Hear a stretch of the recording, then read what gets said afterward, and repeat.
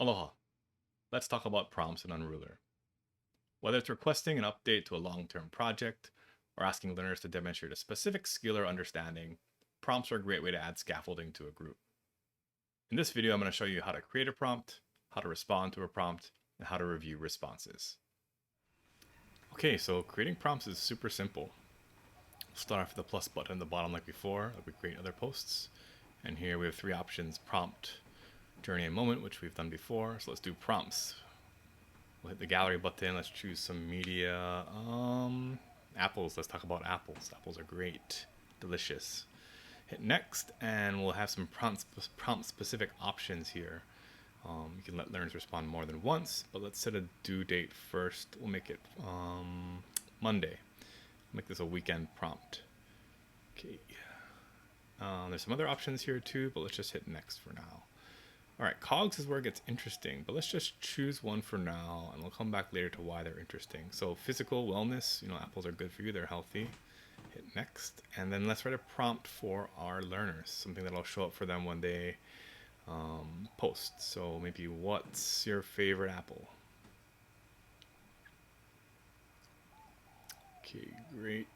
Hit next.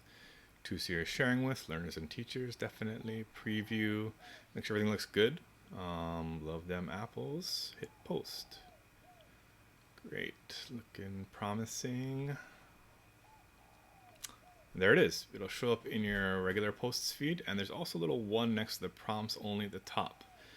All right, now let's switch to the student view and see what they see when they load up. We'll sign in here with Lisa. She's one of the top students at Springfield High, and it'll take us right into her home feed. At the top of the screen, next to the All Posts button, there's a Prompts Only button, and it's got a little 1 next to it. This indicates there's something to look at here, so let's take a look. The only prompt in here is from Miss Edna. It's due August 17th, and we'll kick off the Create workflow by hitting the Respond button. This is very similar to your regular workflow, except that's got the prompt at the top. So we'll add media by hitting the Gallery button. This has some convenient pictures of apples. We'll choose this one right here in the middle, hit confirm, and then we'll hit next to work on our cogs. Now there's already a cog selected here.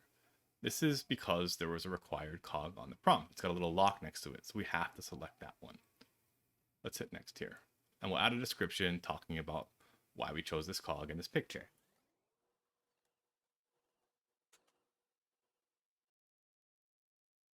Cool. So let's share with learners and teachers. And then let's review our post to make sure everything looks okay. Looks fantastic. So we hit post, and that's it. That's the entire response workflow. Now when I'm done, my response will show up underneath the prompt that I responded to. And because of the type of prompt that was created, I can always respond again. So let's dive back into the app to kind of review the responses that have been made to the prompts. So I am now Edna Crabapple. That's me. When I go to my home screen, I'll see, just like a student, there's kind of two tabs at the top, All Posts and Prompts Only. If I click on Prompts Only, I'll see two subsections here. There's kind of a to-do section above and a past due section. If I want to see the responses to a specific prompt, I just find that prompt and I click on the responses. That'll kind of give me an overview of the responses, a quick snippet, as well as any comments that have been made by learners on responses to that prompt. If there are incomplete responses, like in this previous prompt, it'll show that as well. Here, Millhouse and Lisa have responded, but Nelson and Ralph have not yet responded. There's also a way to get a high-level view of all the prompts and all the responses, and that's through the Student Grid button in the top right.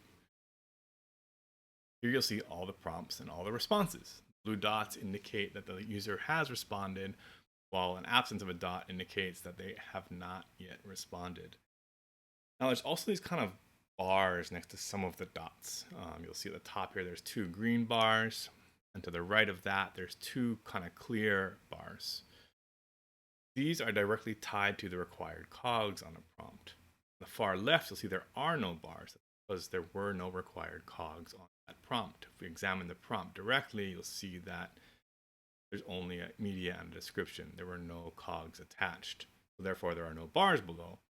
On the next prompt, there was a required cog. I think it was wellness emotional. So on the responses, there's a bar. That bar indicates kind of whether or not I, as a teacher, have checked it off or not. So let's do it for the one on the right here that's missing. It's a clear bar. If I go into Lisa's post and I scroll down to her cog, I can either give it a check or a question mark. Check kind of means amazing job, and the question mark means I'm not sure kind of if you're there yet. For Millhouse, he chose Apple, the company, as his response. So I'm going to give him a question mark. It's not quite what the intent was here. So now if I go back, I'll see that there is a green bar for Lisa and an orange bar for Millhouse.